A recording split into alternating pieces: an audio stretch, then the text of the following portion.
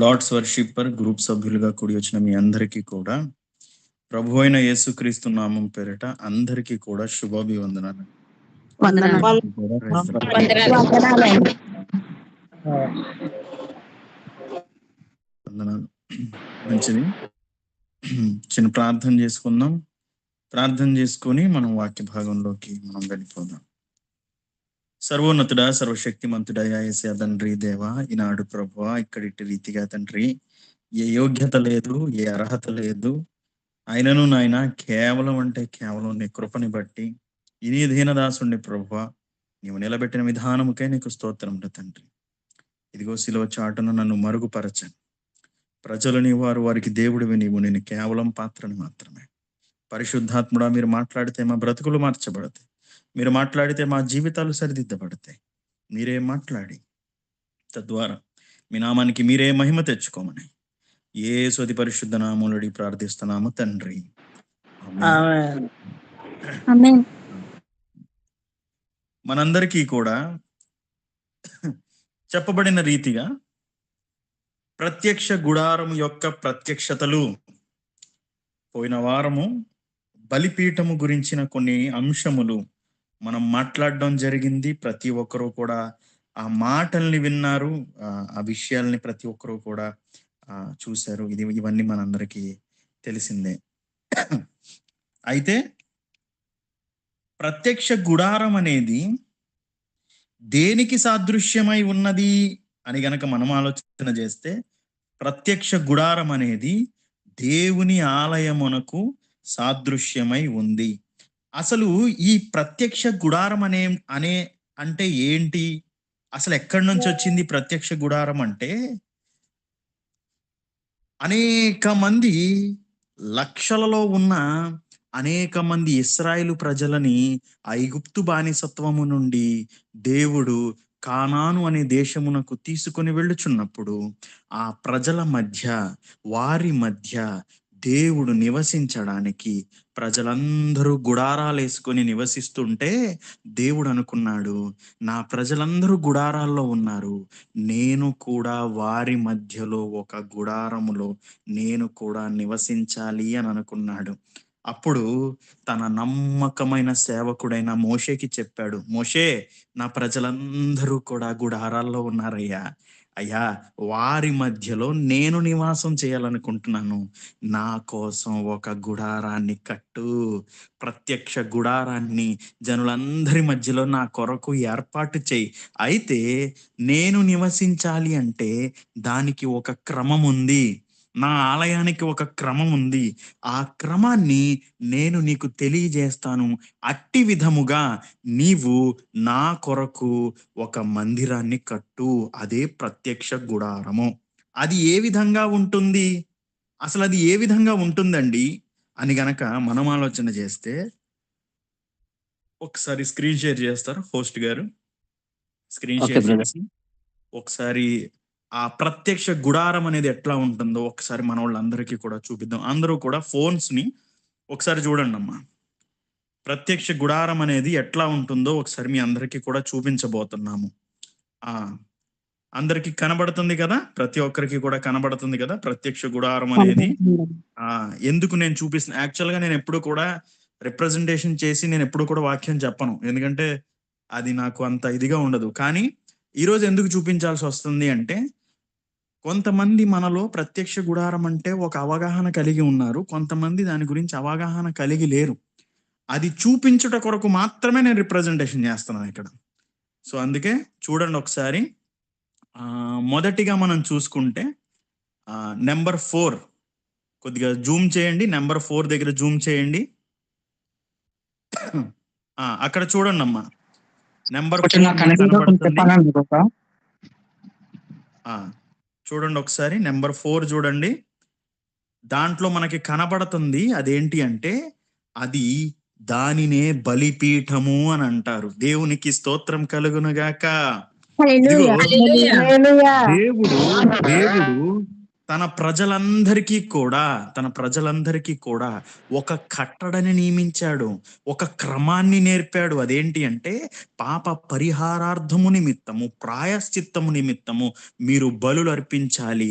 అయితే ఈ బలిపీఠము ఈ విధముగా ఉండాలని, ఇదిగో ఇది ఇక్కడే ఉండాలి అని, ఇదిగో మన మందిర ఆవరణము అంటే మందిరము లోపలికి మనం ప్రవేశించగానే మొట్టమొదటిగా ప్రప్రథమముగా మనకి కనపడేది ఏంటో తెలుసా? బలిపీఠం మనకు కనపడుతుందండి. అయితే ఒక విషయం మనం ఆలోచన చేయాలి. ఏవండి, బలిపీఠం అయితే కట్టబడింది, దాని మీద ఇదిగో బలులు అర్పించడానికి పక్కన కొంచెం గొర్రెని పెట్టారు చూసారా, గొర్రెని తీసుకొస్తున్నారు చూసారా పక్కన, అదిగోండి అట్లా గొర్రెలను తీసుకొచ్చి వాటిని వధించి తీసుకొచ్చి దీని మీద పెట్టి వాళ్ళందరూ ఏం చేసేవారంటే దహన బలులు అర్పిస్తూ ఉండేవాళ్ళు. అయితే మరి ఈ గొర్రెని దహించడానికి అగ్ని ఎక్కడ నుంచి వచ్చింది అని గనక మనం ఆలోచన చేస్తే, ఈ మందిరం అంతా కట్టబడిన తర్వాత ఏమైందో తెలుసా? దేవుని యొక్క సన్నిధిలో నుంచి అగ్ని అంట దహన బలిపీఠం మీదకి వచ్చిందంట. దేవునికి స్తోత్రం కలుగును గాక. ఆ అగ్ని వచ్చింది. దానిని కాల్చడానికి వీరు ఏదో కట్టెల్ని ఎలిగించి తీసుకెళ్లి బలిపీఠం కాల్చలేదండి. పరలోకము నుంచి అగ్ని దిగి వచ్చింది బలిపీఠాన్ని కాల్చడానికి. ఆ తర్వాత నుంచి మళ్ళా ఎప్పుడు బలిపీఠం అనేది ఆరిపోలేదు. ఎందుకంటే బలిపీఠం ఆరిపోకూడదని దేవుడు చెప్పాడు. ఆ తర్వాత గనక మనం ముందుకు వెళ్తే ఐదవదిగా మనం చూసుకుంటే, నాలుగోది మనం చూసాము బలిపీఠం, ఐదోదిగా మనం చూసుకుంటే ఇదిగో ఇత్తడి గంగాళం అంటారు. దీన్ని ఏమంటారండి? ఇత్తడి గంగాళం. ఇది ఇది ఏంట్రా అంటే, ఎవరైతే దేవుని యాజకులు ఉన్నారో వారు మందిరము లోపలికి వెళ్తున్నప్పుడు వారి చేతులు, ముఖములు, కాళ్ళు ఇక్కడ ఈ ఇత్తడి గంగాళంలో కడుగుకొని అప్పుడు లోపలికి వెళ్ళాలి. దానినే ఇత్తడి గంగాళం అంటారు. కొంచెం ముందుకు పోనివ్వండి, ఇంకొంచెం ముందుకి జూమ్ అవుట్ చేయండి. ఇక్కడ లోపలికి రండి. ఇప్పుడు మనం ఇప్పటివరకు చూసాం కదా, ఇదంతా ఏంటంటే బలిపీఠము, ఇత్తడి గంగాళము, ఇదంతా ఆవరణ. అంటే ఈ మందిరానికి బయట ఉన్న ప్రదేశాన్ని ఆవరణ అంటారు. అయితే కొంచెం లోపలికి వెళ్తే ఇప్పుడు ఇదిగో ఇదే మందిరం. ఈ మందిరం లోపలికి వెళ్తే ఇక్కడ మనకు కనపడుతున్నాయి, ఇదిగో మనకి ఒక దీపస్తంభం కనపడుతుంది. దానిపైన నెంబర్ 8 అని వేశారు. ఇది దీపస్తంభం పక్కనే 9 అని నెంబర్ వేశారు. అదేంటో తెలుసా? సముఖపు రొట్టెల బల్ల. అయితే 10వ నెంబర్ వేశారు. దాన్ని ఏంటో తెలుసా? దాన్ని ఏమంటారో తెలుసా? ధూప వేదిక అని అంటారు. ఓకే. తర్వాత 14 వేశారు నెంబరు. అదేంటో తెలుసా? దేవుని మందసము. ఇప్పుడు దేవుని యొక్క అత్యంత మహాకృప చేత ప్రత్యక్ష గుడారం యొక్క ప్రత్యక్షతలు, దానిలో దేవుడు ఉంచిన ఉపకరణముల గురించి మనమందరికీ కూడా దేవుడు మనందరితో కూడా మాట్లాడబోతున్నాడు. ఆల్రెడీ పోయిన వారం బలిపీఠము గురించిన విషయములు దేవుడు మాట్లాడారు. అయితే ఈ రోజు మనమందరము కూడా ధూప వేదిక గురించి మాట్లాడబోతున్నాము. చాలండి, స్క్రీన్ షేర్ ఆఫ్ చేసేయండి సుబ్బు గారు. ధూప వేదిక గురించి మనం అందరము కూడా మాట్లాడబోతున్నాం. అంటే ఏంటంటే అపవాది లేదా సాతాను నువ్వు నేను దేవుని ఆలయానికి గాని లేకపోతే దేవుని మందిరానికి గాని వెళితే భయపడడు. ఏంటంట? నువ్వు నేను దేవుని మందిరానికి వెళ్ళినంత మాత్రాన అపవాది భయపడడంట. కానీ అదే నువ్వు నేను గనక దేవుని ఆలయముగా మార్చబడితే మాత్రం భయపడతాడంట. దేవునికి స్తోత్రం కలుగునుగాక. దేవుని ఆలయానికి వెళ్ళినంత మాత్రాన సాతాను భయపడ్డు, కానీ నువ్వు దేవుని ఆలయంగా మార్చబడితే మాత్రం అతడు భయపడతాడు. ఈరోజు దేవుడు ఒక విషయము మనందరికీ కూడా తెలియజేయాలనుకుంటున్నాడు. అదేంటి అంటే, నువ్వు దేవుని ఆలయముగా మార్చబడాలి. దేవునికి స్తోత్రం కలుగునుగాక. నీవు నీ కుటుంబము దేవుని ఆలయముగా మార్చబడాలి. నువ్వు నీ కుటుంబము దేవుని ఆలయముకు వెళ్ళడం మాత్రమే కాదమ్మా, నువ్వు నీ కుటుంబం దేవుని ఆలయంగా మార్చబడాలి. ఎవరి జీవితములైతే, ఎవరిలో అయితే పరిశుద్ధాత్ముడు నివసిస్తాడో వారిని దేవుని ఆలయంతో పోల్చాడు పౌలు భక్తుడు. మొదటి కొరింథీయులకు రాసిన పత్రిక 3వ అధ్యాయం 16వ వచనం ఒక్కసారి చదవండి అమ్మ. మొదటి కొరింథీయులకు రాసిన పత్రిక 3వ అధ్యాయం 16వ వచనం. మీరు దేవుని ఆలయమై ఉన్నారనియు దేవుడు ఆత్మ మీలో నివసించుచున్నాడనియు మీరెరుగరా? చాలమ్మా, చాలు. మీరు దేవుని ఆలయమై ఉన్నారని మీరు ఎరుగరా అని మాట్లాడుతున్నాడు. ఎందుకు? దేవుని ఆత్మ మీలో నివసించుచున్నది కాబట్టి. అయితే ఒక విషయం మనం ఆలోచన చేయాలి. దేవుని ఆలయము అనగా మనలోనే దేవుని ఆత్మ ఉంది కాబట్టి మనల్నే దేవుని ఆలయములతో పౌలు భక్తుడు పోల్చాడు కదా. అయితే దేవుని ఆలయము 3 విభాగాలుగా విభజించబడింది. ఇందాక మనం చూసాం, పిక్టోరియల్ రిప్రజెంటేషన్ లో చూసాం. బయట ఉన్న ప్రదేశాన్ని ఏమన్నాం మనం? ఆవరణ అన్నాము. ఎక్కడైతే దీపస్తంభం ఉందో, ఎక్కడైతే సముఖపు రొట్టెల బల్ల ఉందో, ఎక్కడైతే ధూపవేదిక ఉందో దానిని ఏమంటున్నాము? పరిశుద్ధ స్థలం అంటున్నాము. అయితే వాటి మధ్యలో ఒక అడ్డతెర ఉంది. ఆ అడ్డతెర లోపల దాటి వెళ్తే దేవుని మందసం ఉంది. దాన్ని అతి పరిశుద్ధ స్థలం అంటున్నాము. ఈ మూడు విభాగాలలో దేవుడు తన ఆలయాన్ని కొన్ని ఉపకరణముల ద్వారా ప్రతిష్ఠించారు. వాటిలో ఒకటిగా పేర్కొనబడిందే ధూపవేదిక. నిర్గమాకాండము 30వ అధ్యాయము 6వ వచనం ఒక్కసారి చదువుదామండి. నిర్గమాకాండము 30వ అధ్యాయము 6వ వచనం చదువమ్మా. సాక్ష్యపు మందసము నందనుండు అడ్డతెర ఎదుట అనగా శాసనముల మీది కరుణాపీఠము ఎదుట నీవు దానిని ఉంచవలెను. అక్కడ నేను నిన్ను కలుసుకొందును. దేవునికి స్తోత్రం కలుగును గాక. ఈ ధూప వేదికని ఎక్కడ పెట్టాలి, దానిని ఎక్కడ అమర్చాలి అనే విషయం గురించి మోషేతో దేవుడు మాట్లాడుతున్నాడు. ఏమంటున్నాడో తెలుసా? సాక్ష్య మందసము నొద్ద నుండి అడ్డతెర ఎదుట అనగా శాసనముల మీది కరుణాపీఠమునెదుట నీవు దాన్ని ఉంచవలను. అక్కడ నేను నిన్ను కలిసి కొందును అని మాట్లాడుతున్నాడండి. అంటే దాని అర్థం ఏంటో తెలుసా? దేవుడు మనల్ని కలుసుకునే స్థలము ధూపవేదిక. దావీదు భక్తుడు మాట్లాడతారు, కీర్తనలు 141వ అధ్యాయము మొదటి 2 వచనాలు ఒకసారి చదువుదామా అండి?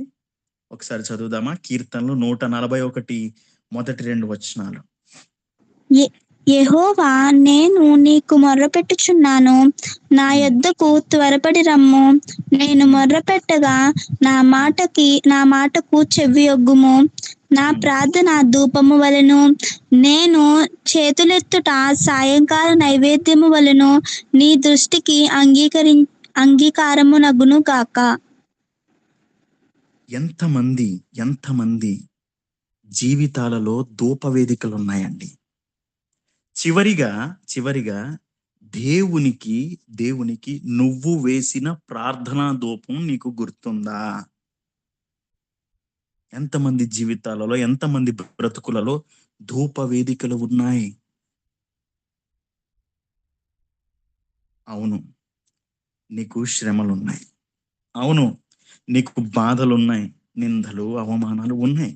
అయితే ఈ ప్రతికూలతలో మౌనివై నీవు ఉండుట ఎలా?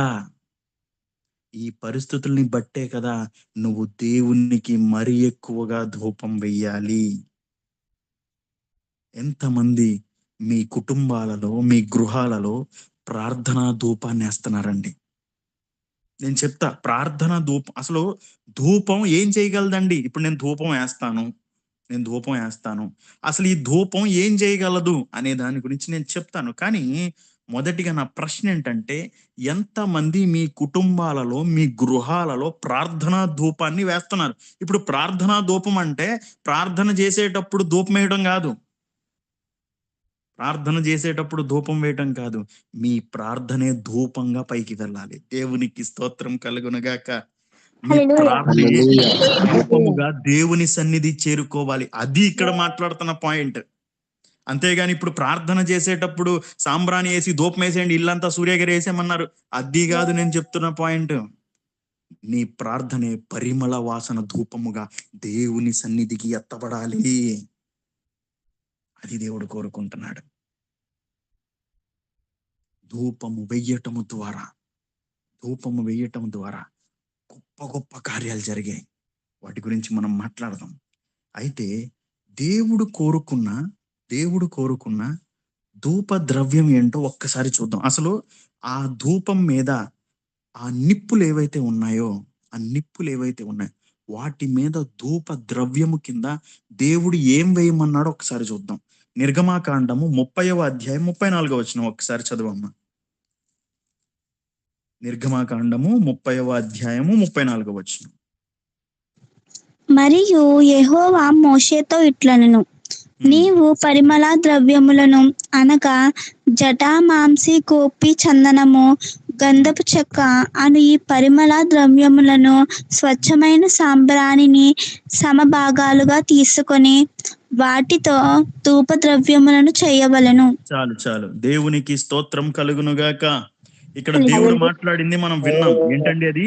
పరిమళ ద్రవ్యములు కావాలంట, జటామాంసి, గోపి, చందనము, గంధపు చెక్క కావాలంట, అలాగే పరిమళ ద్రవ్యములు స్వచ్ఛమైన సాంబ్రాణి కావాలంట. ఇవన్నీ ధూప ద్రవ్యముగా చేసి ఆ ధూప వేదిక మీద వెయ్యాలంట. ఒక విషయం మనం ఆలోచన చేయాలి. ధూప వేదిక మీద నిప్పులు ఉండాలి కదండి. ఇప్పుడు ధూపం వేయాలంటే నిప్పులు కావాలి కదా. ఈ నిప్పులు ఎక్కడి నుంచి వస్తాయి చెప్పనా? ఎక్కడి నుంచి వస్తాయో? బలిపీఠం మీద ఉన్న నిప్పులు తీసుకొచ్చి ధూప వేదిక మీద వేస్తారు. దేవునికి స్తోత్రం కలుగునుగాక.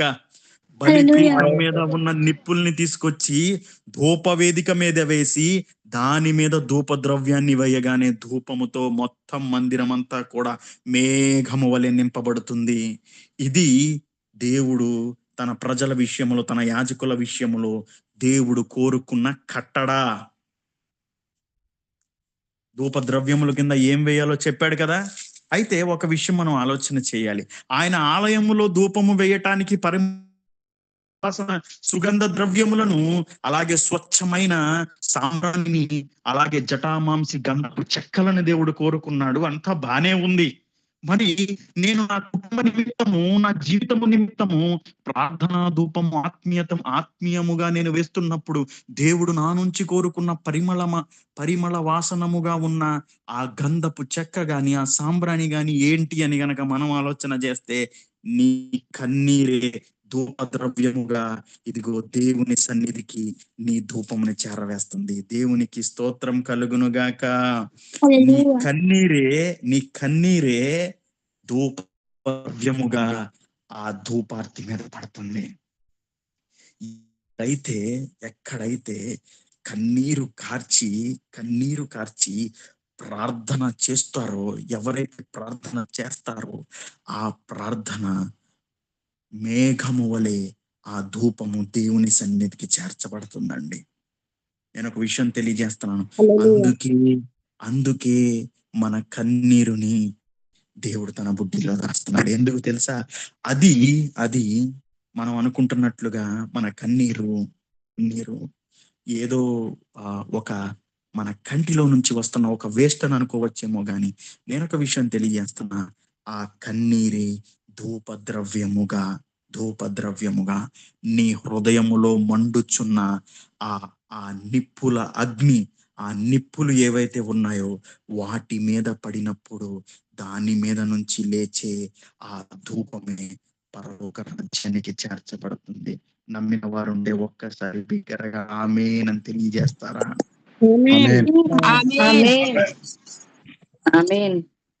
ఈరోజు ప్రభు మాట్లాడుతున్న అదేంటో తెలుసా? ప్రార్థన ధూప ద్రవ్యము నీ కన్నీరే. అయితే ఒక విషయం మనం ఆలోచన చేయాలి. అదేంటంటే ఈ ధూప ద్రవ్యము, ఈ ధూపము ఏం చేయగలదండి? అసలు ఈ ధూపం వేయటం ద్వారా ఏమేం జరుగుతాయండి అని గనక మనం ఆలోచన చేస్తే, ప్రతికూలతల్ని కూడా అనుకూలతలుగా మార్చేస్తుంది ఈ ధూపము. దేవునికి స్తోత్రం కలుగునుగాక. ప్రతికూలతల్ని కూడా అనుకూలతలుగా మార్చబడతాయి. సంఖ్యాకాండము 16వ అధ్యాయము 46, 47, 48 3 వచనాలు ఒకసారి చదవండి అమ్మా త్వరగా. సంఖ్యాకాండము 16వ అధ్యాయము 46, 47, 48. అప్పుడు మోషే, నీవు ధూపార్తిని తీసుకొని బలిపీఠపు నిప్పులతో నింపి ధూపము వేసి వేగముగా సమాజము నొద్దకు వెళ్ళి వారి నిమిత్తము ప్రాయశ్చిత్తము చేయుము. కోపము యెహోవా సన్నిధి నుండి బయలుదేరును, తెగులు మొదలు పెట్టెనని అహరోనుతో చెప్పగా, మోషే చెప్పినట్లు అహరోను వాటిని తీసుకొని సమాజం మధ్యకు పరిగెత్తిపోయినప్పుడు తెగులు జనులలో మొదలుపెట్టి ఉండెను.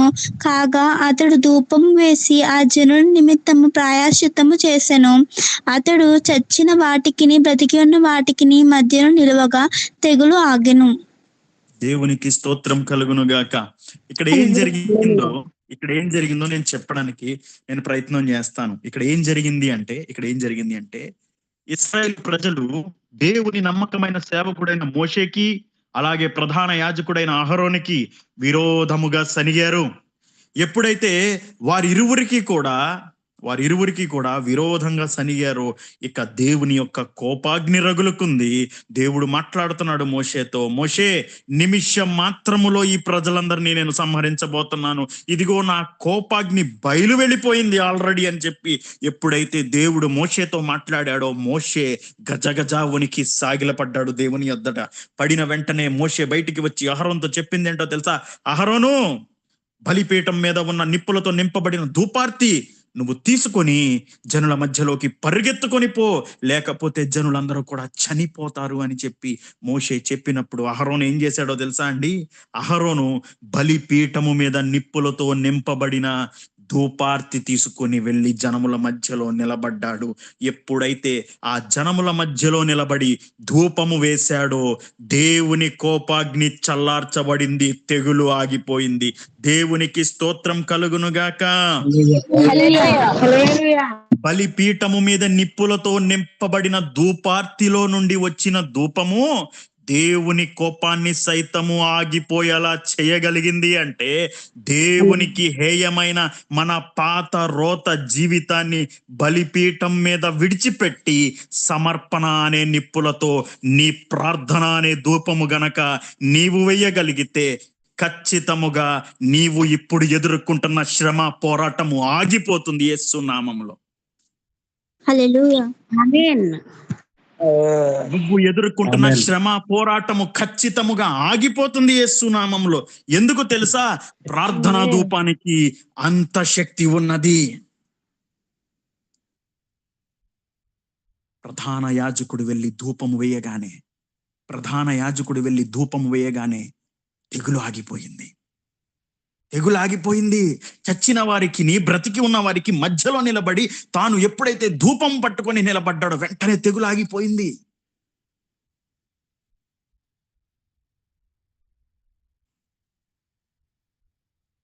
ఆ రోజు ఎంతమంది చనిపోయారో తెలుసా అండి?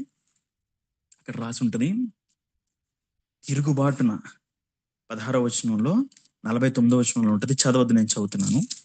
49వ వచనం, కోరాహు తిరుగుబాటున చనిపోయిన వారు గాక 14,700 మంది ఆ తెగుల చేత చచ్చిరి.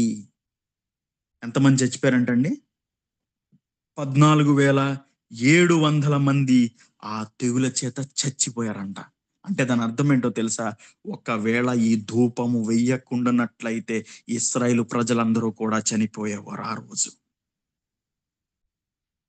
ఎప్పుడైతే ఈ ధూపము వెయ్యబడిందో ప్రతికూలత అనుకూలతగా మార్చబడింది, మరణము జీవమునకు మార్చబడింది. దేవునికి స్తోత్రం కలుగునగాక. ఈరోజు నువ్వు కూడా నీ కుటుంబములో గాని నీ జీవితములో గాని ఏదైనా ఇటువంటి ప్రతికూలతలు ఉన్నాయేమో. అహరోను ధూపార్తి పట్టుకొని వెళ్ళి ధూపము వేయగానే దేవుని దగ్గర నుంచి వచ్చిన కోపాగ్నే ఆగిపోయింది. అంటే నీవు గనక ప్రార్థన అనే ధూపాన్ని నీ కుటుంబంలో నీ జీవితంలో గనక వెయ్యగలిగితే ఖచ్చితముగా నీవు ఎదుర్కొంటున్న శ్రమ ఖచ్చితముగా ఆగిపోతుంది. ప్రార్థనా ధూపానికి అంత శక్తి ఉన్నది.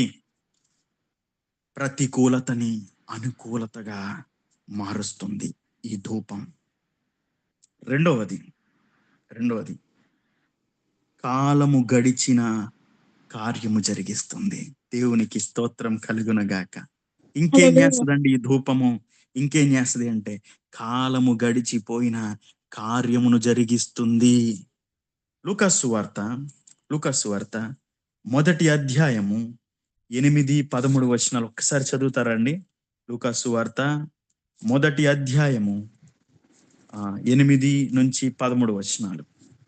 జకర్యా తన సంగతి క్రమము చొప్పున దేవుని ఎదుట యాజక ధర్మము జరిగించుచుండగా యాజక మర్యాద చొప్పున ప్రభువు ఆలయములోనికి వెళ్లి ధూపము వేయుటకు అతనికి వంతు వచ్చెను. ధూప సమయమందు ప్రజల సమూహమంతయు వెలుపల ప్రార్థన చేయుచుండగా ప్రభువు దూత ధూపవేదిక కుడివైపున నిలిచి అతనికి కనబడగా జకర్యా అతనిని చూచి తొందరపడి భయపడిన వాడాయను. అప్పుడు ఆ దూత అతనితో, జకర్యా, భయపడకుము, నీ ప్రార్థన వినబడినది. నీ భార్య అయిన ఎలిజబెతు నీకు కుమారుని కనెను. అతనికి యోహాను అని పేరు పెట్టుదువు. చాలమ్మా, చాలు. జకర్యాను ఒక యాజకుడు ఉన్నాడు. ఆ యాజకుడు దేవుని మందిరములో పని చేయుచున్నాడు. అయితే ఈ ధూప వేదిక దగ్గర ధూపం వేయటానికి ఒక్కొక్క యాజకుడికి ఒక్కొక్క సమయమందు వారికి అవకాశం ఇవ్వబడుతూ ఉంటుంది. అలాగే ఒక దినమున జకర్యా అనే యాజకుడికి ధూపము వేయుటకు అవకాశము తటస్థించెను. ఎప్పుడైతే ఈ అవకాశం అతనికి కలిగిందో ప్రజలందరూ ఆవరణము బయట ప్రార్థన చేయుచున్నప్పుడు ధూపము వేయడానికి జకర్యా అనే ఒక యాజకుడు లోపలికి వెళ్ళాడు. తను బహుముసలివాడు, బహుకాలము గడిచిన వృద్ధుడు లోపలికి వెళ్ళి ధూప వేదిక మీద దేవుడు ఆజ్ఞాపించిన రీతిగా ధూపము వేయుచున్నప్పుడు ఆ ధూపములో నుండి కనపడినది దేవుని యొక్క ప్రధాన దూత గాబ్రియేలు. దేవునికి స్తోత్రం కలుగునుగాక. అంటే అర్థం ఏంటో తెలుసండి, దేవుడు మనుషుల్ని కలుసుకునే స్థలము ధూపవేదిక. హల్లెలూయా. ఈరోజు నీవు ప్రార్థన చేస్తున్నప్పుడు కొన్నిసార్లు నీకు తెలియదు దేవుని సన్నిధి నీ దగ్గరికి వచ్చి అలా వెళ్ళిపోతూ ఉంటుంది. దేవుని యొక్క కన్నులు నీ వైపుకి వచ్చి అలా వెళ్ళిపోతూ ఉంటాయి. కొన్నిసార్లు నీకు తెలియదు, నువ్వు ప్రార్థన చేస్తున్నప్పుడు నీ గదంతా దేవుని సన్నిధితో నింపబడుతుంది. ఎందుకు తెలుసా? నువ్వు ప్రార్థన చేస్తున్నప్పుడు అది ధూపం వల్లే రూమ్ అంతా నిండిపోద్ది. అది నింపబడిన తర్వాత ఖచ్చితముగా దేవుని సన్నిధి, పరమందు ఉన్న దేవుని సన్నిధి నువ్వు ప్రార్థన చేస్తున్న గదిలోకి వచ్చేస్తుంది. హల్లెలూయా. ప్రార్థన చేస్తున్న గదిలోకి ఆ సన్నిధి దిగుతుంది. ఎందుకు తెలుసా? జకర్యా ధూపవేదిక దగ్గర ధూపం వేశాడంతే అది మేఘము వలె ఆ పరిశుద్ధ స్థలం అంతా కూడా ఆవరించబడింది. ఆ మేఘములో నుంచే జకర్యా ఒక వ్యక్తిని చూశాడు. ఆయనే ప్రధాన దూత అయిన గాబ్రియేలు వచ్చి తెలియజేశాడు. అదేంటో తెలుసా? జకర్యా, భయపడకము, నీ ప్రార్థన వినబడినది అని మాట్లాడుతుందండి. దేవునికి స్తోత్రం కలుగునుగాక. అంటే దాని అర్థం ఏంటో తెలుసా? ఆ ధూపము ఏదైతే ఉందో అది ప్రార్థనగా ఎంచబడింది. ఆ ప్రార్థన వినబడింది. నీ భార్య అయిన ఎలిజబెత్ నీకు ఒక కుమారుని కంటది. అతని పేరు యోహాన్ అని పేరు పెట్టుదావు నువ్వు అని తెలియజేస్తుందండి. ఎందుకు తెలుసా? అక్కడ మరలా తర్వాత జకర్యా భక్తుడు మాట్లాడతాడు. లూకా అదే మొదటి అధ్యాయం 18వ వచనంలో నేను చదువుతానమ్మా. జకర్యా, ఇది నాకెలాగు తెలియను, నేను ముసలివాడను, నా భార్య బహుకాలము గడిచినదని ఆ దూతతో చెప్పగా. ఏమంటున్నాడండి? బహుకాలము గడిచిపోయింది, ఇప్పుడు కార్యం ఎలా జరుగుతుందండి అని జకర్యా దూతతో మాట్లాడుతున్నాడు. నేను ఇందాక మీ అందరికీ తెలియజేశా. రెండవ అంశం, కాలము గడిచిన కార్యము జరిగిస్తుంది ప్రార్థన ధూపము. అదే ఇక్కడ ఇక్కడ కూడా జరిగింది. జకర్యా ముసలివాడు, ఎలిజబెత్తు బహుకాలము గడిచినది. ఇక వారికి సంతానము కలుగుతుందనే ఆశ గాని, నమ్మకము గాని లేదు. అయినను ధూప వేదిక దగ్గర దేవుని దూతని కలిచాడు. దేవుని దూత మాట్లాడుతుంది. కాలము గడిచిన నీ జీవితములో కార్యము జరగబోతుంది అని తెలియజేసిందండి. హల్లెలూయా. ఈరోజు ఈరోజు దేవుడు నీతో కూడా మాట్లాడుతున్నాడు. ప్రభువు నీకు కూడా ఒక వాక్యాన్ని సెలవిస్తున్నాడు. అదేంటో తెలుసా? ఎంతగానో కాలం గడుస్తుంది అన్నా. ఎంతో కాలం నుంచి నేను నలుగుతున్నానన్నా. నేను బయట జనాలకి నేను చెప్పుకోలేకపోతున్నానన్నా. అన్నా, ప్రతి రాత్రి నేను ఏడుస్తున్నానన్నా. ప్రతి రోజు నేను ఏడుస్తున్నానన్నా. అన్నా, వారంలో ఒక్కసారైనా నేను ఏడుస్తూ ఉంటానన్నా. నా పరిస్థితి చాలా భయంకరంగా ఉందన్నా. మనుషులకి చెప్పుకుంటే మనుషులందరూ గేలి చేస్తారు, అవమానిస్తారని ఎవ్వరికి చెప్పుకోక ఆ బాధని దిగమింగుకొని బతుకుతున్నానన్నా. ఇది నా జీవితం అన్నా, ఇది నా బ్రతుకన్నా. అన్నా, అన్నా, నాకెవరు సహాయం చేస్తారన్నా? నా ప్రార్థనలో దేవుని సన్నిధికి చేరుతున్నాయా? నా ప్రార్థనలో దేవుడు వింటున్నాడా అని నీలో నీవు ఆలోచించుకుంటున్న సహోదరుడా, సహోదరి, ఈరోజు దేవుడు నీతో మాట్లాడుతున్నాడు, గుర్తుపట్టు. ఈ ధూప వేదిక అనే అంశము ద్వారా నీతో మాట్లాడుతున్నాడు, గుర్తుపట్టు. ఏ దేవుడైతే తన ప్రధాన దూత అయిన గాబ్రియేల్‌ని పంపించి జకర్యాతో మాట్లాడాడో, అదే దేవుడు ఈరోజు నీతో కూడా మాట్లాడుతున్నాడు. కాలము గడిచిన నీ కార్యము ఖచ్చితముగా జరుగుతుంది యేసు నామములో. కాలము ఆమేన్. గడిచిన ఆమేన్. నీ ఆమేన్. జీవితములో నా దేవుడు కార్యము చేస్తారు. ఎందుకంటే జకర్యా విషయంలో చేశారు. జకర్యా విషయంలో దేవుడు చేశారు. తర్వాత మనకి అక్కడ ఇంకో మాట రాసి ఉంటది. అదేంటంటే అదే మొదటి అధ్యాయంలో 24వ వచనం, 25వ వచనంలో ఉంటది. ఆ దినములైన పిమ్మట అతని భార్య ఎలిజబెతు గర్భవతి అయి మనుష్యులలో నాకుండిన అవమానమును తీసివేయుటకు నన్ను కటాక్షించిన దినములలో ప్రభు ఇలాగన చేసననుకొని 5 నెలలు ఇతరుల కంట కనబడకుండెను. అంటే దాని అర్థం ఏంటో తెలుసా? మనుషులలో తనకున్న అవమానాన్ని దేవుడు కొట్టివేశాడట. దేవునికి స్తోత్రం కలుగునుగాక. ఈరోజు హల్లెలూయా. హల్లెలూయా. కాలము గడుస్తున్న కొలది నీ జీవితంలో కార్యము జరగనప్పుడు నువ్వు ఎదుర్కొనేది ఏంటో తెలుసా? అవమానం ఎదుర్కొంటావు నువ్వు, బాధలు ఎదుర్కొంటావు నువ్వు, శ్రమలు ఎదుర్కొంటావు నువ్వు. ఎందుకు తెలుసా? కాలం గడిచే కొద్దీ మన జీవితంలో కార్యం జరగకపోతే జనాలందరూ కూడా మనల్ని చూసి గేలి చేస్తారు. జనాలు మనలందరినీ చూసి అవమానపరుస్తారు. అవమానముగా, నీచముగా, హీనముగా జనులందరూ మన ముందు మాట్లాడకపోయినా మన వెనక మాట్లాడుతూ ఉంటారు. కానీ నేను ఒక విషయం తెలియజేస్తున్నాను. కాలము గడిచిపోయినా నీ ప్రార్థన ధూపము ఆగకుండా ఆ ధూప వేదిక మీద ధూపము వెలుతున్నంత సేపు ఏదో ఒక దినమున నా ప్రభువు నిన్ను దర్శిస్తాడు. దేవునికి స్తోత్రం కలుగునుగాక. జకర్యా హల్లెలూయా. బ్రతుకుని, జకర్యా జీవితాన్ని, ఎలిజబెత్ జీవితాన్ని మార్చిన దేవుడే రాబోయే రోజుల్లో నీ జీవితాన్ని కూడా మార్చబోతున్నాడు. నీ బ్రతుకుని కూడా మార్చబోతున్నాడు. జకర్యా యొక్క పరిస్థితిని గొడ్రాలై ఉన్న ఎలిజబెత్తుని గర్భవతిగా దేవుడు నిలబెట్టాడు. ఈ రోజు నేను ఒక విషయం తెలియజేస్తున్నాను. నీ జీవితంలో కూడా నీవు ఎదుర్కొంటున్న శ్రమ నుంచి నా దేవుడు నీకు విడుదలను అనుగ్రహించబోతున్నాడు. ఎందుకు తెలుసా? ఆమేన్. ఎందుకు తెలుసా? నీ ధూప వేదిక, నీ ధూప వేదిక ఎల్లప్పుడూ కూడా ఆ ధూప వేదిక మీద ధూపము వేస్తూనే ఉండాలి. ధూపము వేస్తూనే ఉండాలి. ఆ ధూప వేదిక ఎల్లప్పుడూ కూడా పరిమళ ద్రవ్యములతో నింపబడాలి. దేవునికి స్తోత్రం కలుగునుగాక. ఆమేన్. ఇంకోటి ఏంటో తెలుసా అండి? మూడవదిగా ఏంటో తెలుసా? తృణీకారాన్ని అంగీకారముగా మారుస్తుంది ప్రార్థనా ధూపము. ఏంటండి? తృణీకారాన్ని అంగీకారముగా మారుస్తుంది ప్రార్థనా ధూపము. లూకాసు వార్త 18వ అధ్యాయము 9 నుంచి 14 వచనాలు చదవద్దు, నేను చెప్తాను ఎందుకంటే సమయం లేదు కాబట్టి. లూకాసు వార్త 8వ అధ్యాయం 9 నుంచి 14 వచనాలు. అవేంటి అంటే ఇద్దరు వ్యక్తులు కనబడతారండి. ఇద్దరు వ్యక్తులు కనబడతారు. ఒక వ్యక్తి సుంకరి, ఒక వ్యక్తి పరిసయుడు. పరిసయుడు దేవుని యాజకుడు. ఈ పరిసయుడు ప్రార్థన చేస్తాడు.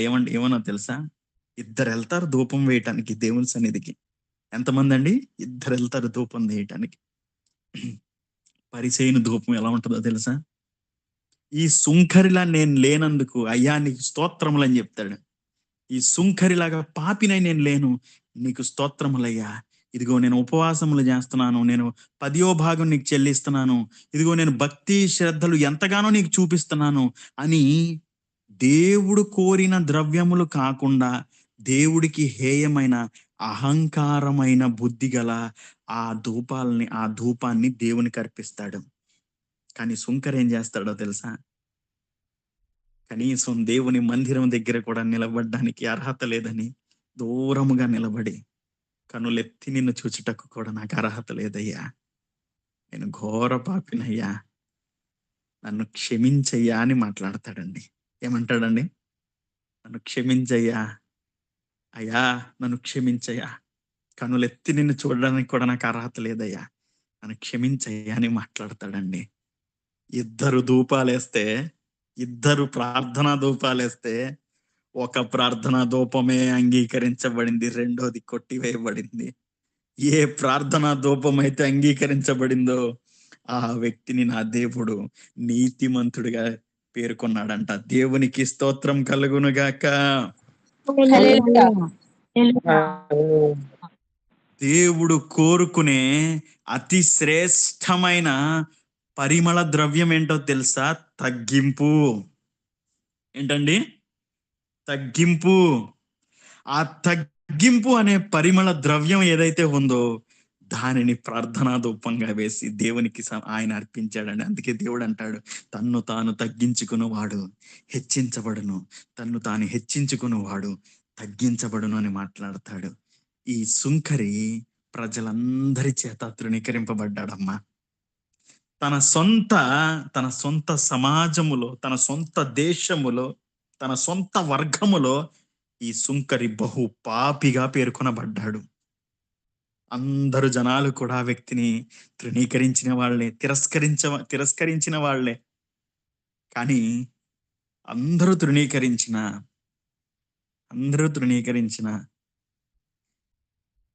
నాకెందుకో నువ్వు అంగీకరిస్తావేమో అని అనిపిస్తున్నాయా అని వచ్చి మందిరానికి దూరంగా నిలబడి కన్నులెత్తడానికి కూడా నాకు అర్హత లేదని తగ్గించుకుని నన్ను క్షమించవా అని అడిగాడండి. ఆ తగ్గించుకున్న సుంకరిని నా దేవుడు అంగీకరించాడండి. మనుషులు తృణీకరించిన దానిని నా దేవుడు కోరుకుంటాడు. దేవునికి స్తోత్రం కలుగునుగాక.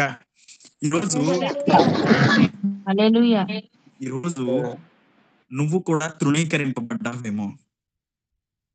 నువ్వు కూడా తృణీకరింపబడ్డావు. సొంత కుటుంబంలోనే, సొంత బంధువర్గంలోనే, సొంత సన్నిహితుల మధ్యలోనే తృణీకరింపబడ్డానన్నా. నన్ను చూస్తే ఎవరికి జాలి కూడా కలగదన్నా. నా పరిస్థితి చాలా భయంకరంగా ఉందన్నా. ఎవరికి చెప్పుకోవాలో తెలియట్లేదన్నా. ఎవరు నన్ను ఎన్నికలు ఉంచట్లేదన్నా. నన్ను ఎవరు ఎన్నికలు ఉంచుతారో నాకు తెలియట్లేదన్నా అని ఒకవేళ నువ్వు అనుకుంటున్నావేమో. ఈరోజు యేసయ్య నీకే సెలవిస్తున్నారు మాట. నీతోనే మాట్లాడుతున్నారు యేసయ్య మాట. అదేంటో తెలుసా? మనుషులందరూ నిన్ను తృణీకరించిన నా యేసయ్య నిన్ను ఎన్నికలో ఉంచాడు. దేవునికి స్తోత్రం కలుగునుగాక. హల్లెలూయా. మనుషులు నిన్ను తృణీకరించిన నా దేవుడు నిన్ను ఎన్నికలో ఉంచాడు. తగ్గించుకున్నావు కదా, నాకు నువ్వు తప్పెవరున్నారు యేసయ్య, నాకు నువ్వు తప్పెవరున్నారయ్యా నేను అడుగుతున్నావు కదా. నేను చెప్తున్నాను కదా, అబ్బా నీ ధూప వేదికలో నుంచి ధూపము బహుభయంకరంగా వెళ్తుంది పైకి. దేవునికి స్తోత్రం కలుగునుగాక. నీ ధూప వేదికలో నుంచి ధూపము మేఘము వలె వెళ్తుంది పరలోక రాజ్యానికి. దేవుడు కోరుకునే అసలు సిసలైన ధూపమది. మనుషుల చేత తృణీకరింపబడిన పాత్రలు వచ్చి ధూపము వేస్తే ఆ పాత్రలో నుంచి పైకి లేచిన ధూపాన్ని నా దేవుడు ఖచ్చితముగా అంగీకరిస్తాడు. నేను ఒక విషయం తెలియజేస్తున్నా. రాబోయే రోజుల్లో నీవు దేవునితో చేసుకొనిన మనవిని నా దేవుడు నీకు దయచేయును గాక. ఆమేన్. ఆమేన్. ఆమేన్. ఆమేన్. ఆమేన్. ఈరోజు ధూప వేదిక గురించిన అంశములు ప్రభు మనందరితో కూడా మాట్లాడి ఉన్నారు. వచ్చే వారం మనము దీపస్తంభము గురించి మనం అందరము కూడా ధ్యానించబోతున్నాము. వచ్చే వారం దీపస్తంభం గురించి మనం అందరము కూడా ధ్యానము చేయబోతున్నాము. సో ఎవరు కూడా ఆదివారం జరిగే మీట్ని మిస్ అవ్వద్దు. మీకు తెలిసిన మీ బంధుమిత్రుల్ని, మీ సన్నిహితుల్ని, మీ స్నేహితుల్ని ఖచ్చితంగా ఆహ్వానించండి. తద్వారా వారితో కూడా దేవుడు మాట్లాడడానికి అవకాశం ఉంటుంది. ఓకే, ఈ వాక్యం విన్న మీకు, మీ కుటుంబ సభ్యులకి తండ్రైన దేవుని నుండి, ప్రభు అయిన యేసుక్రీస్తు నుండి కృపా, కనికరము, సమాధానములు మెండుగా కలుగునుగాక. ఆమేన్. ఆమేన్. ఆమేన్. ఈరోజు ఎవరైతే ఈ వాక్యం ద్వారా దేవుడు మాతో మాట్లాడారన్నా, ఈరోజు దేవుడు నాతో మాట్లాడాడన్నా, ఈ వాక్యం ద్వారా దేవుడు నన్ను దర్శించి నాతో మాట్లాడారన్నా అన్న వాళ్ళు ఎవరన్నా ఉంటే మీ హ్యాండ్ రైస్ చేయగలరా? ఈ ధూప వేదిక అనే అంశం ద్వారా ప్రభు నాతో మాట్లాడారన్నా, ప్రార్థన గురించిన విశిష్టతని ప్రభు నాకు తెలియజేశారన్నా, ప్రార్థన ధూపము అనుకూలతగా మారుస్తుందని, కాలము గడిచిన కార్యం జరిగిస్తుందని, తృణీకారాన్ని కూడా అంగీకారముగా మారుస్తుందని ఈరోజు నేను తెలుసుకున్నానన్నా అన్న వాళ్ళు ఎవరు ఉంటే మీ హ్యాండ్ రైస్ చేయగలరా?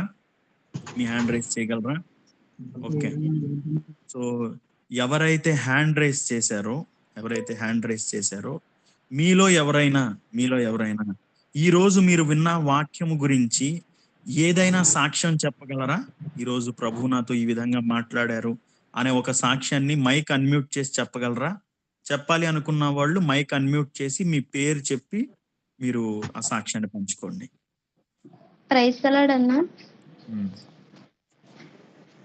అందరికి ప్రైజ్ ది లార్డ్ అని అందరికీ, అలాగే సూర్య అన్న గారికి కూడా నా ప్రత్యేకమైన వందనాలు. అలాగే నా పేరు రాణి అండి.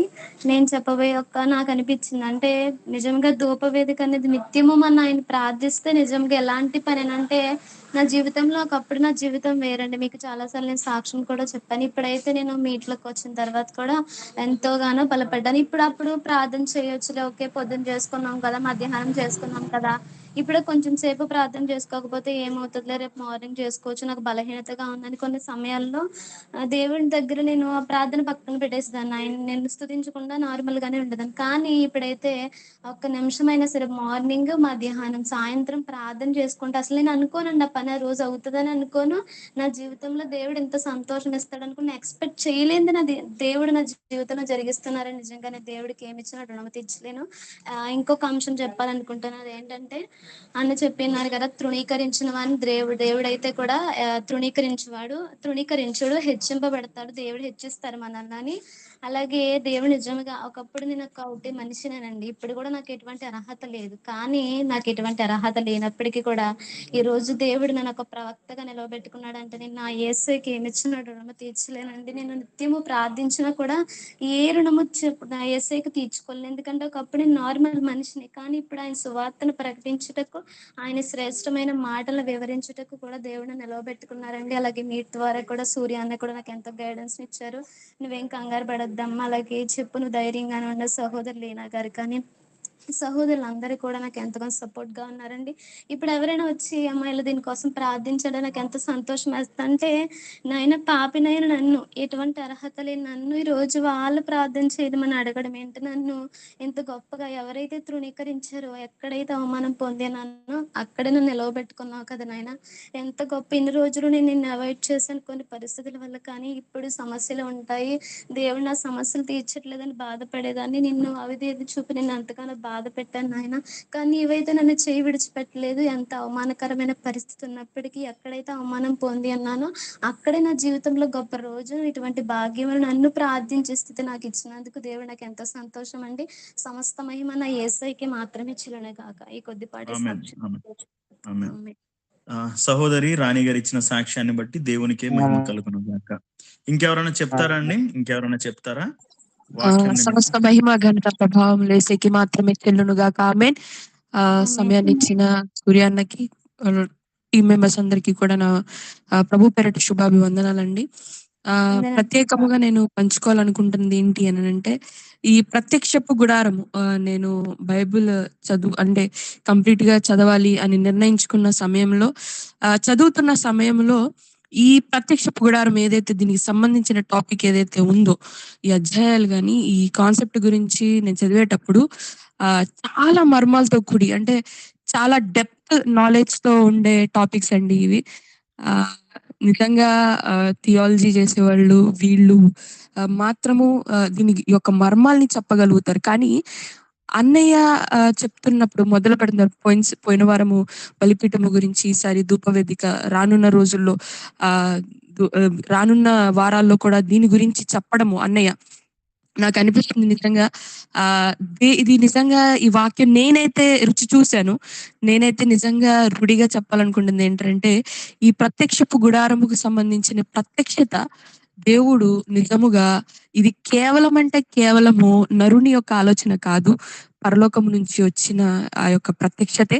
అన్నేని వాడుకొని దేవుడు ఈ యొక్క ప్రత్యక్షపు గుడారాన్ని ఎట్లా వర్ణిస్తూ మన ఆధ్యాత్మిక జీవితంలో దీనికి సంబంధించిన ఆ యొక్క ప్రత్యక్షపు ఆవరణం ఒకటి, పరిశుద్ధ స్థలం, అతి పరిశుద్ధ స్థలంలో ఉన్న వాటి గురించి మన ఆధ్యాత్మిక జీవితంలో వాటిని ఉదాహరణగా తీసుకొని చెప్పడం, నేనైతే చిన్ననాటి నుంచి ఇప్పటి వరకు ఈ ఎగ్జాంపుల్స్ ని తీసుకొని వినడం అనేది నేను ఫస్ట్ టైం వింటున్నాను. నాకు చాలా అంటే ప్రతి మాటకి ప్రతి వాక్యానికి దేవుడే మాట్లాడుతున్నారు అని నాకు స్పష్టముగా తేటగా తెలుస్తుంది. నిజంగా వినగలిగే చెవులు దేవుడు నాకు ఇచ్చి, ఇంకా ఈ యొక్క ప్రత్యక్షతలు అన్నయ్యకి, ఇంకా ఇక్కడున్న వారిలో ఇంకా ఎవరికైనా సరే దేవుడు ఆ ప్రత్యక్షతలు ఇచ్చి చెప్తుంటే నిజంగా నా ఆత్మ సంతోషిస్తుంది అనే రీతిగా నాకు అనిపిస్తుంది. నిజంగా మీటికి రావడం, మీటి జరుగుతుంది అవుతుంది అని కాదు, కానీ మీటికి వచ్చిన ఈ యొక్క సమయంలో ఈరోజు దేవుడు ఇంకా ఏ మర్మంతో మాట్లాడబోతున్నారు, ఈ ప్రత్యక్ష సంబంధించిన కాన్సెప్ట్ స్టార్ట్ అయిన దగ్గర నుంచి నాకు తెలియని సంతోషము, తెలియని ఆనందము, ఆయన ఆత్మ తాకుతుంది అని చెప్పి నేను చాలా రుచి చూస్తున్నాను. రానున్న రోజుల్లో కూడా వీటి గురించి అన్నే చెప్పబోతున్నారు అన్ని తెలిసిన దగ్గర నుంచి చాలా ఎగ్జైట్ ఫీల్ అవుతున్నాను. నిజంగా దేవుడు ఇంకా మర్మాలతో మనందరితో మాట్లాడి దర్శించి ఆయన ఆత్మ మనలో కూడా నివసించును గాక. ఆమేన్. నిజంగా ఈరోజు చెప్పిన ధూప వేదిక చాలా సంతోషంగా అనిపించింది. ఎట్టి రీతిగా మాట్లాడతారని నేను అనుకున్నాను, కానీ ఆ ధూప వేదికని దేవుడు మన ఆధ్యాత్మిక జీవితంలో ఎట్లా మనం మలుచుకోవాలనే విధముగా ఆయన చెప్పిన రీతిని నిజంగా దేవునికే సమస్త మహిమ ఘనత ప్రభావం చెల్లిస్తున్నాను. ఇంకా ఆయన బలమైన పనిముట్టు వల్ల అన్నయ్యను వాడుకొని ఈ యొక్క ప్రత్యక్షతల్ని అన్నయ్య ద్వారా మాట్లాడి మన యొక్క జీవితంలో కూడా ఎట్టి రీతిగా ఆయన వాక్యాన్ని ఉపయోగించుకొని మన జీవితాన్ని, మన బ్రతుకుల్ని సరి చేసుకోవాలని చెప్పి నేను కోరుకుంటున్నాను. నిజంగా చాలా సంతోషంగా అనిపించింది ఈ ప్రత్యక్షతలు ఎప్పుడైతే అన్నయ్య మొదలు పెట్టారో.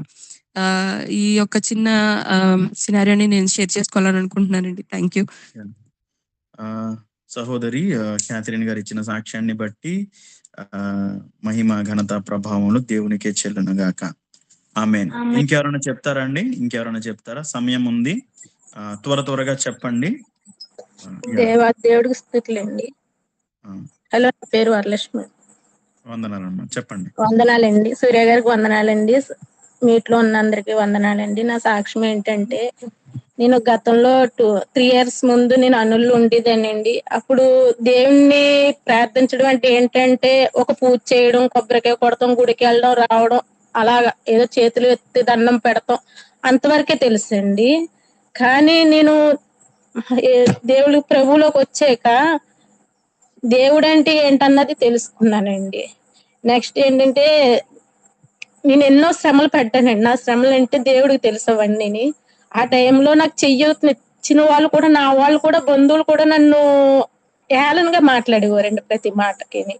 నువ్వెందుకు ఇలా చేసుకున్నావు, నువ్వెందుకు ఇలాగ ఇబ్బందులు పడుతున్నావు, నువ్వు చేతులారా చేసుకున్నావు అలాగ మాట్లాడేవారండి.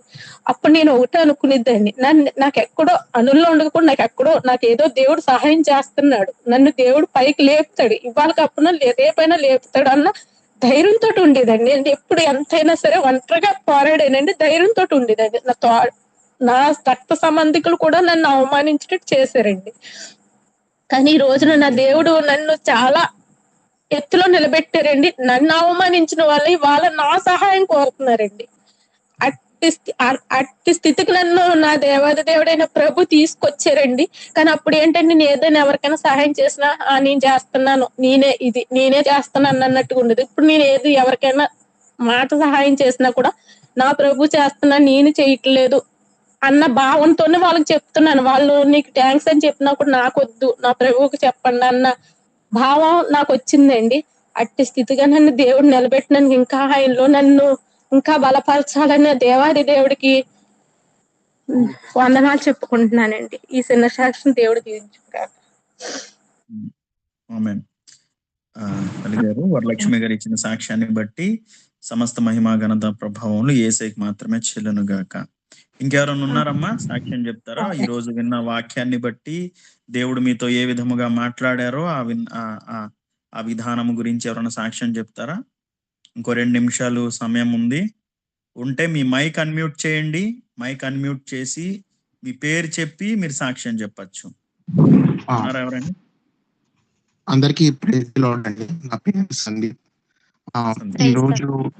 ఈరోజు వాక్యం ద్వారా దేవుడు నాతో సూటిగా స్పష్టంగా మాట్లాడారని నాకు అనిపించింది. ఈ వారంలోనే నాకు ఒక అవమానం అండి. నేను ఇన్వాల్వ్ అవ్వని దాంట్లో కూడా నా పేరు తీసుకొచ్చి నన్ను చాలా అవమానకరంగా మాట్లాడారు. చాలా బాధపడుతున్న టైంలో సూర్య గారు ఫోన్ చేసి అనుకోకుండా, అది వర్కింగ్ డే, వీకెండ్ కాదు, ఫోన్ చేసి అదే టైంలో దేవుడి మాటలు చెప్పి నన్ను ఆదరించారు. ఆ రోజు ఏ మాటలు వచ్చినాయి, ఈ రోజు కూడా అలానే మాటలు వచ్చినాయండి. జకరియా ఎలిజబెత్ ఎలా అయితే అవమానం పొందారో నేను కూడా అలానే అవమానం పొందాను. కానీ రాబోయే దినంలో దేవుడు నన్ను ఖచ్చితంగా దర్శించి ఆశీర్వదిస్తారని చెప్పి మరొకసారి ఈరోజు వాక్యం ద్వారా నాతో మాట్లాడారు, స్పష్టంగా మాట్లాడారు. దీనికి నేను దేవుడికి వందనాలు తెలుపుకుంటున్నాను. ఇదే నేను చిన్న సాక్షి. మన సహోదరుడు సందీప్ గారు ఇచ్చిన సాక్ష్యాన్ని బట్టి సమస్త మహిమా ఘనత ప్రభావములు కేవలం యేసయ్యకి మాత్రమే చెల్లును గాక. ఆమేన్. ఇంకెవరైనా ఉన్నారమ్మా సాక్ష్యం చెప్పేవారు ఉంటే మీ మైక్ అన్మ్యూట్ చేసి మీ పేరు చెప్పి మీరు సాక్ష్యం చెప్పండి. ఉన్నారా? లేకపోతే చివరి ప్రార్థన చేసి ఇక మీట్ని ముగించేస్తాం. 2 నిమిషాల సమయం ఉంది. వందనాలు బాబు, సూర్యబాబు. నా పేరు రత్నకుమారమ్మ. దేవుని నామానికి ఎన్నో స్తోత్రాలు. నేను ఎన్నో బాధలు ఎదుర్కొన్నానయ్యా. దేవుని నామాన్ని బట్టి నన్ను చాలా మంది తృణీకరించారు. 2026 సంవత్సరం 2025లో అయితే అసలు ఏమీ లేకుండానే నా మీద ఎన్నో నిందలు, చాలా అసభ్యంగా మాట్లాడారు. దేవుని నామానికి అప్పచెప్పాను. అప్పటి నుండి నేను వాగ్దానం ఇచ్చాడు, వాగ్దానంతోనే దేవుడు నామం పేరట నేను ప్రార్థిస్తున్నానయ్యా. ఎన్నో నిందలు, అవమానాలు వచ్చినప్పటికీ నేను ప్రార్థన చేసుకుంటున్నాను. నేను అలాగే ధూపవేదికలాగా నా ప్రార్థన దేవుడు ఆలకించట్లేదేమో, ఎంత ప్రార్థన చేస్తున్నానో నా బిడ్డకి గర్భఫలం ఇవ్వట్లేదు, నాకు ఎందుకు ఎంత శోధనలని నేను ఎంతగానో కృంగిపోయి నేను ఉదయం తెల్లవారుజామున ప్రార్థన చేసుకుంటాను బాబు, సాయంత్రం ప్రార్థన చేసుకుంటాను. అయినా దేవుడు నా ప్రార్థన ఆలకించట్లేదేమో అనుకుని నేను అధైర్యపడినందుకు ఇవాళ చెప్పిన వాక్యాలను బట్టి బలిపీఠం ఎందుకు మండట్లేదు అని అయ్యా ధూపవేదిక గురించి నాకు చెప్పారు. ప్రార్థన వల్ల నేను చాలా బలపడ్డాను. వాక్యాన్ని నాతోనే మాట్లాడాను నా దేవుడు. నాకు ధైర్యం వచ్చింది అయ్యా. నేను నా ప్రార్థన దేవుడు ఆలకిస్తాడనే నమ్మకంతో నేను ఉన్నాను. దేవుడు చిన్న సాక్ష్యం దీవించును గాక. తల్లి గారు, కుమారి గారు ఇచ్చిన సాక్ష్యాన్ని బట్టి సమస్త మహిమా ఘనత ప్రభావములు కేవలం మన యేసయ్యకి మాత్రమే చెల్లును గాక. ఆమేన్. ఆమేన్. ఇంకెవరైనా ఉన్నారమ్మా? లేకపోతే చివరి ప్రార్థన చేసి మీట్ని నేను ముగించడానికి నేను ప్రయత్నం చేస్తాను. ఇంకెవరైనా ఉంటే గనక, దేవుడు ఒకవేళ మిమ్మల్ని ప్రేరేపిస్తుంటే గనక ఖచ్చితముగా మీ సాక్ష్యాన్ని తెలియజేయండి. ఎందుకంటే మీ సాక్ష్యం అనేక మందికి ధైర్యాన్ని కలిగిస్తుంది. అందుకు సాక్ష్యం చెప్తున్నాను. అందరికీ ప్రైజ్ రండి సూర్య గారు. నేను కూడా సాక్ష్యం చెప్తాను. చెప్పండి. నా సాక్ష్యం ఏంటంటే ఈ మీట్ ద్వారా దేవుడు ప్రార్థన ద్వారా నా బిడ్డలిద్దరూ బలపడ్డారండి. నిజంగా ఈ మీట్లోకి వచ్చాకే నా బిడ్డ వాక్యం చెప్తుంది, షారును విజయ్ ప్రకాష్ అయితే పాటల ద్వారా మహిమపరుస్తున్నారు. నిజంగా నాకేంటంటే ఈ దూపం ప్రార్థన దూపం దేవుడు ఆలకిస్తే ఏ కార్యమైనా జరుగుతుందండి. ఆ విషయం అయితే నాకు చాలా నమ్మకం. నా చెల్లెల విషయంలో ఏంటి, నా బిడ్డల విషయంలో ఏంటి, ఏదైనా దేవుడిని అడుగుతున్నానండి. కానీ నాకు ఎన్నో కార్యాలు చేశాడు. నాకు ఇంకో కార్యం కూడా జరగాలండి. అది మీ అరుదైన ప్రార్థనలో పెట్టండి. దేవుడు నిజంగా ఈ మీట్ వల్ల ఎంతో ప్రార్థన, అందరి ప్రార్థన వల్ల ఎంతో బలపడ్డామండి. నిజంగా నాతోటే ఇవాళ మాట్లాడినట్టు అనిపించింది ధూపవేదిక. ఈ సన్ని సాక్ష్యం దేవుడు దీవించిన గాక. ఆమె తల్లి గారు బుల్లి సరీజ్ని గారు ఇచ్చిన సాక్ష్యాన్ని బట్టి సమస్త మహిమ ఘనత ప్రభావములు దేవునికి మాత్రమే చెల్లును గాక. ఆమేన్. చివరి ప్రార్థన చేసే ముందు ఒక చిన్న మనవి. అదేంటంటే ఇప్పటి వరకు ఈ సాక్ష్యాలన్నీ ఎందుకు చెప్పించానో తెలుసా?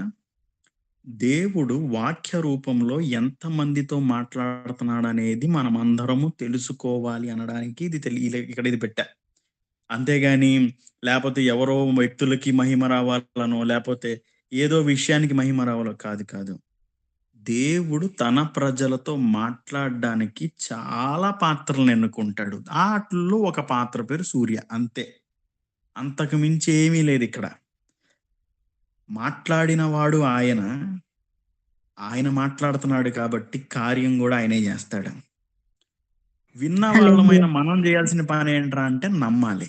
ఏం చేయాలి? నమ్మాలి. ఆ మాటని నమ్మాలి. నమ్మితే ఖచ్చితంగా దేవుని మహిమను చూస్తాం.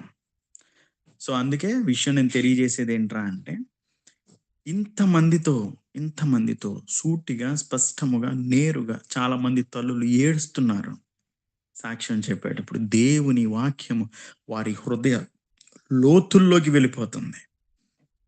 నేను తెలియజేస్తున్నాను కదా, మనము ఈ మీట్ లింక్ని మన స్టేటస్లో పెట్టుకోవడం ద్వారానో లేకపోతే వేరే వ్యక్తులకి మనం షేర్ చేయటం ద్వారానో మనమేమి పాపము ఒడిగట్టుకోము, ఇంకా వారి జీవితంలో మేలు చేసిన వారం అవుతాము. అందుకే నేను మీ అందరికీ కూడా తెలియజేసేది ఏంట్రా అంటే ఎంతమంది కొత్త వ్యక్తుల్ని మీరు ఆహ్వానించగలిగితే అంతమంది కొత్త వ్యక్తుల్ని మీరు అందరూ కూడా ఆహ్వానించండి. దేవుడు ఆత్మ రూపంలో తన ప్రజలతో ఆయనే మాట్లాడును గాక. ఆమేన్. సో ఈరోజు నేను ఫస్ట్ టైం జాయిన్ అయ్యాను అన్న ఈ మీట్ లో. ఇది వరకు ఎప్పుడు జాయిన్ అవ్వలేదు. నేను ఫస్ట్ టైం జాయిన్ అయ్యాను అన్న వాళ్ళు ఎవరైనా ఉన్నారా అండి?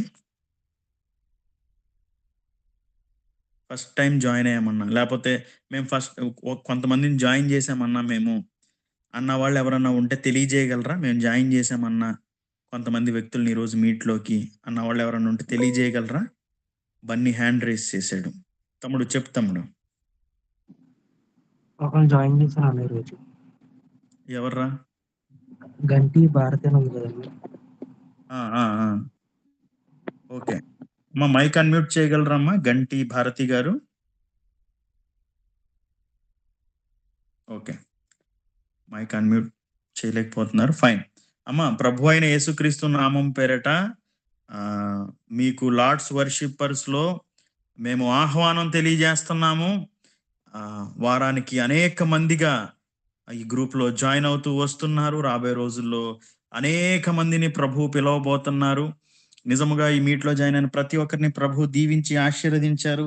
రాబోయే రోజుల్లో గంటి భారతి గారిని కూడా నా ప్రభువు వారిని వారి కుటుంబ సభ్యుల్ని అత్యధికముగా దీవించి ఆశీర్వదించును గాక. అలాగే ఇదిగో ఇప్పుడు మీకు చాట్ బాక్స్ లో మీకు ఉమెన్స్ గ్రూప్ లింక్ అనేది మీకు ఇవ్వడం జరిగింది. వాట్సాప్ గ్రూప్ లింక్ ఇచ్చారమ్మా. మీరేం చేస్తారంటే ఆ వాట్సాప్ గ్రూప్ లింక్ పైన మీరు క్లిక్ చేస్తే లేడీస్ గ్రూప్ లో మీరు జాయిన్ అయిపోవచ్చు. మీరు భయపడవలసిన అవసరం ఉండదు. లేడీస్ గ్రూప్ సపరేట్ గా ఉంటది, జెంట్స్ గ్రూప్ సపరేట్ గా ఉంటది. సో మీరు ఆ లేడీస్ గ్రూప్ లో జాయిన్ అవ్వచ్చు. సో దట్ ఈ మీట్కి సంబంధించిన ప్రతి అప్డేట్స్ ఎప్పటికప్పుడు ఆ వాట్సాప్ గ్రూప్లో మీకు వస్తూ ఉంటాయి. ఖచ్చితంగా అది జాయిన్ అవ్వడానికి ట్రై చేయండి. లేకపోతే బన్నీని అడగండి, బన్నీ మీకు ఆ గ్రూప్ లింక్ని షేర్ చేస్తాడు. ఓకే, మంచిది. అలాగే బోసు కూడా హ్యాండ్ రైస్ చేశాడు. చెప్పు బోసు.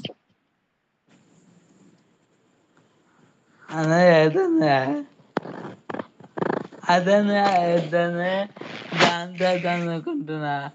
నాకు నాకు తెలుస్తుంది సరే దాంతో. ఓకే, బోస్ ఇద్దరిని జాయిన్ చేయాలనుకున్నాడంట.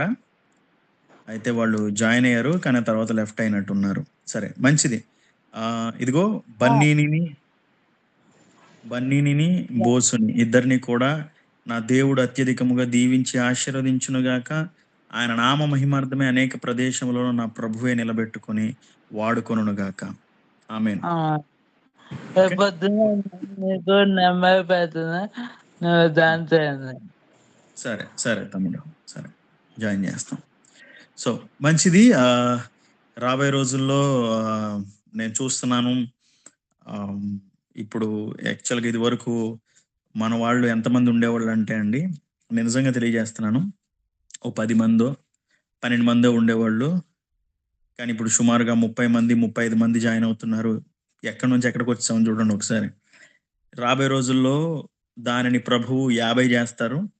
ఈ గూగుల్ మీట్కి ఒక లిమిట్ ఉంది. లిమిట్ ఎంతో తెలుసా? ఈ గూగుల్ మీట్కి లిమిట్ 100 మంది అండి. ఓకే, రాబోయే రోజుల్లో ఎలాంటి పరిస్థితి వస్తుంది అంటే, చాలా మంది దైవజనులు ఇది ప్రవచనాత్మకంగా చెప్పారు. అదేంటంటే, ఈ గూగుల్ లిమిట్ 100 మందే. 100 మందికి దాటి ఇక లోపలికి ఎలవ్ చేయదు ఇది. అంటే రాబోయే రోజుల్లో ఎలా అయిపోద్దంటే, మనం గనక తొందరగా మీట్ జాయిన్ అవ్వకపోతే ఆ 100 మందిలో మనం ఉండవేమో అని చెప్పి చాలా మంది జనాలు రాబోయే రోజుల్లో జాయిన్ అవుతారని ప్రవచనాత్మకంగా చాలా మంది దైవజనులు ప్రవచనం ఎత్తి చెప్పారండి.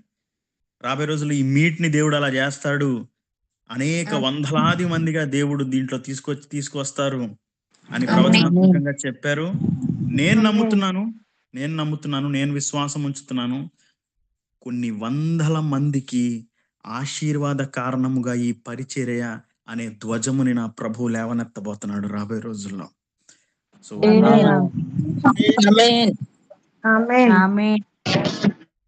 వెనకడుగేసే సమస్యే లేదు అసలు ఈ పరిచర్య విషయంలో. దేవునికి స్తోత్రం కలుగును గాక.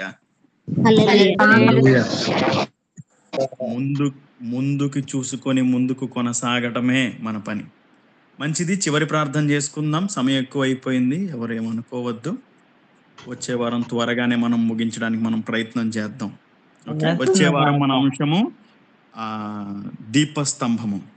ఓకే, సో ప్రతి ఒక్కరూ మీ వాట్సాప్ స్టేటస్లో కానీ లేకపోతే మీరు తెలిసిన మీ ఫ్రెండ్స్కి కానీ షేర్ చేయడానికి మీరు ప్రయత్నం చేయండి. చిన్న ప్రార్థన చేసుకుందాం, ఈ మీట్ని మనం క్లోజ్ చేసుకుందాం. సర్వోన్నతుడా, సర్వశక్తిమంతుడా, అయా యేసయ్య తండ్రి దేవా, ఈనాడు ప్రభువా ఇక్కడ ఇటు రీతిగా తండ్రి అయా మా అందరితో కూడా ప్రభువా సూటిగా స్పష్టముగా నేరుగా మాట్లాడడానికి మహిమతో నీవు దిగి వచ్చినందుకు నీకు స్తోత్రములు ప్రభువా. ఇదిగో ఈ ధూప వేదిక అనే అంశము నిమిత్తము ప్రభువా, ప్రార్థనా ధూపం అనేది ప్రతికూలతల్ని అనుకూలతలుగా మారుస్తుందని, కాలము గడిచిన కార్యము చేస్తుందని, తృణీకారాన్ని సైతము అంగీకారముగా మారుస్తుందని ఈరోజు ప్రభువా నీవు ఈ 3 అంశముల్ని బట్టి మాట్లాడేవందుని బట్టి నీకు స్తోత్రములు తండ్రి. ఇదిగో ప్రభువా, మమ్మల్ని నీ ఆలయాలుగా మార్చాలని నువ్వు ప్రయత్నం చేస్తున్నావు తండ్రి. నీ వాక్యము ప్రభువా మేము వినుచున్నాము. విన్న వాక్యము, విత్తబడిన వాక్యము ప్రభువా అయా మా హృదయాలలో నీరు గట్టి ఫలింపజేయండి తండ్రి. ఇదిగో నాయన, ఎవరెవరైతే ఏ శ్రమల చేత మగ్గిపోతున్నారో, ఏ బంధకాల చేత వారు బాధింపబడుతున్నారో, యేసు నామములో ప్రతి శ్రమ నుంచి, ప్రతి బంధకముల నుంచి వారు విడిపించబడుదురుగాక తండ్రి. ఉండి బలపరచండి తండ్రి. అయ్యా, ఎవరి జీవితాలైతే నలిగిపోతున్నాయో యేసు నామములో వారి బ్రతుకులు అందమైన జీవితాలుగా మార్చబడునుగాక. తోడే నడిపించండి. మీరు అండగా ఉండి బలపరచండి తండ్రి. మాకు నువ్వు తప్ప సహాయకులు ఎవరున్నారయ్యా? మాకు నువ్వు తప్ప దేవుడుగా ఎవరున్నారు ప్రభువా? ఇదిగో ఇశ్రాయేలు ప్రజలందరూ ఎంత అవిధేయత చూపించినా వారు తమ తప్పు తాను తెలుసుకొని నీ పాదముల యొద్దకి వచ్చినప్పుడు ఎన్నడూనూ ఇశ్రాయేలీయుల్ని తోసివేయలేదయ్యా. ఈరోజు ప్రభువా మేము కూడా అనేక అవిధేయమైన కార్యములు చేయుచున్నామేమో, నీ హృదయమును గాయపరచుచున్నాము ప్రభువా. నీ పాద సన్నిధికి మేము వచ్చుచున్నాం. మమ్మల్ని క్షమించండి తండ్రి, మమ్మల్ని క్షమించండి ప్రభువా. అయా నీ కృపని మా మీద ఉంచి మమ్మల్ని బలవంతులుగా మార్చండి ప్రభువా. మీరు తోడే ఉండి నడిపించండి. మూసుకుపోయిన ప్రతి గర్భము యేసు నామములో తెరవబడును గాక తండ్రి. మీరు తోడే ఉండి నడిపించండి తండ్రి. మీరు అండగా ఉండి బలపరచండి తండ్రి. అయా అయా రాతి హృదయాలు యేసు నామంలో మాంసపు హృదయాలుగా మార్చబడును గాక తండ్రి. మీరు తోడై ఉండండి ప్రభువా. దేవా మీరు తోడై ఉండండి తండ్రి. అయా రాజా, ఎవరెవరైతే అయ్యా వారి జీవితములలో నూతన కార్యములు జరగాలని ఎదురు చూస్తున్నారు ప్రభువా, యేసు నామంలో యేసు నామంలో మోడు బారిపోయిన వారి జీవితములలో ఒక నూతన చిగురు మొలుచునుగాక తండ్రి. మీరు తోడై ఉండి బలపరచండి. ఆత్మరూపంలో ఒక్కొక్కరి మీదకి మీరు దిగిరండి నాయన. ఎవరైతే ప్రార్థనలో ప్రభువా అయా వారందరూ కూడా ఏకీభవించుచున్నారో ప్రభువా, నిజముగా నువ్వు వారి మీదకి దిగి వస్తావని వారు నమ్ముచున్నారు. యేసు నామములో ప్రతి ఒక్కరి మీద ఆత్మ దిగునుగాక, ఆత్మ దిగునుగాక తండ్రి. మీరు తోడండి, ఆత్మతో నింపండి ప్రభువా. బలపరచండి నాయన, బలపరచండి ప్రభువా. నీ ప్రజలము ప్రభువా వెనకబడిపోయాము నాయన తండ్రి. మమ్మల్ని చెయ్యి పట్టుకొని ఇశ్రాయేలు జనాంగాన్ని ఏ విధముగా అయితే నీవు నడిపించావో ప్రభువా, ఆ విధముగా తండ్రి మమ్మల్ని కూడా మీరు నడిపించండి ప్రభువా. మా కుటుంబాన్ని కట్టండి నాయన. పడిపోయిన ప్రతి ప్రాకారములు యేసు నామములో లేపబడునుగాక. ఆరిపోయిన ఉజ్జీవము తిరిగి మరలా రగల్చబడునుగాక. యేసు నామములో లార్డ్ వర్షిప్పర్స్ పరిచర్లు ఉన్నత స్థలములలో నిలబడునుగాక తండ్రి. అనేక మందికి ఆశీర్వాద కారణముగా రాబోయే రోజుల్లో ప్రభువా అయా మీరే నిలబెట్టమని మాకు తోడైండి బలపరచమని అడుగుచున్నాము తండ్రి. అయా ఏ కుటుంబాలలో అయితే కలవరములు ఉన్నాయో యేసు నామములో కొట్టివేయబడును గాక.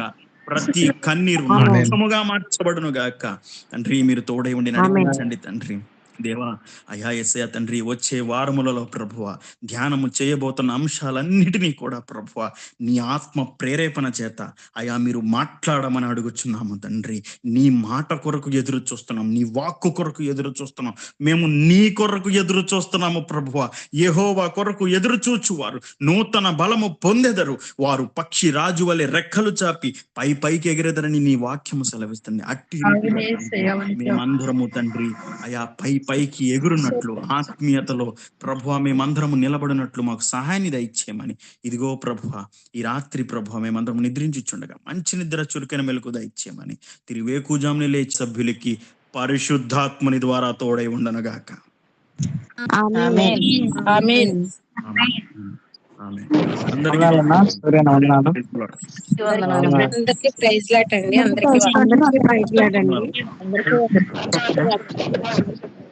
అందరికీ వందనాలు. అందరికీ వందనాలండి. వందనాలు యేసురాజు గారు, వందనాలు.